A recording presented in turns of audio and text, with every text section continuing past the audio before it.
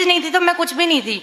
कि मेरी एजुकेशन जरूर गवर्नमेंट स्कूल के अंदर हुई है और हिंदी माध्यम का विद्यार्थी रहा हूँ और ABCD भी है वो 6ठी क्लास के अंदर है वो पहली बार सीखी थी, लेकिन मैंने उन विद्यार्थियों को चुनौती पेश की थी और उन चुनौती को मैंने हर जगह पर है उसको प्रमाणित भी किया है।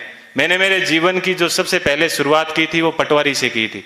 सबसे पहले मैं है वो पटवारी लगा था, उसके बाद में है वो ग्राम सेवक लगा था, उसके बाद में 3rd ग्रेड टीचर था, उसके बाद में 2nd ग्रेड टीचर था, फिर असिस्टेंट जेलर में RPSC टॉप की थी, फिर है वो स्कूल लेक्चरर था, फिर इसी स्कूल के अंदर जिस स्कूल के अंदर आज मैं आपसे मुखातिब हो रहा हूँ, इसी स्कूल के अंदर मैंने एक एग्ज़ाम दिया था असिस्टेंट कमांडेंट का, उसमें भी मैं है वो सिलेक्ट हुआ था और उसके बाद में कॉलेज लेक्चरर भी मैं है वो रहा था और फिर RS 2012 के अंदर 108वीं मेरी है वो मेरिट आई थी।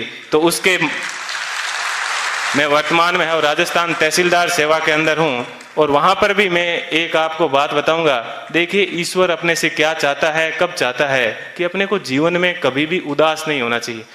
RS के अंदर मेरी 108वीं मेरिट थी और उसके अंदर मेरे को DSP मिल रहा था, लेकिन दुर्भाग्य ऐसा रहा कि मैं है वो फर्स्ट वेटिंग में रह गया। थोड़ा सा मुझे दुख हुआ कि यार अपन फर्स्ट वेटिंग में रह गए और उसके जस्ट 1 महीने के बाद में है वो IAS का एग्जाम था दिसंबर के अंदर। 4-5 दिन दुखी रहा, लेकिन मैंने कैसे ही अपने आप को मैनेज किया और देखिए दोस्तों मैनेज करने का क्या बेनिफिट मिला कि जो DSP बनना था वो D आगे से हट गया और मैं SP बन गया। बात यह है कि अपन जीवन के अंदर चाहते क्या है, अपन अपने आप को कितना डिवोट कर पाते हैं।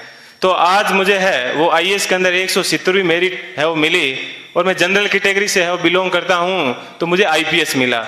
मैं यहाँ पर रुका नहीं हूँ, मैं वापस तैयारी कर रहा हूँ और इस बार मुझे आशा है कि हिंदी माध्यम के अंदर IAS में किसी की अभी तक फर्स्ट मेरिट नहीं आई है और मेरी ये पूरी की तमन्ना है कि कम से कम मैं यहाँ उस स्थान तक है वो पहुँचूँ। कि जीवन आपको सिर्फ कहा जाता है कि 84 लाख योनियों के बाद में एक बार आदमी को जीवन मिलता है, तो बहुत ही शानदार आप लोगों को है वो जीवन मिला है। इस जीवन को आप एंजॉय कीजिए, कभी भी घमंड मत कीजिए, चाहे आप जीवन में कुछ भी बन जाओ, हमेशा बेहतरीन रहिए।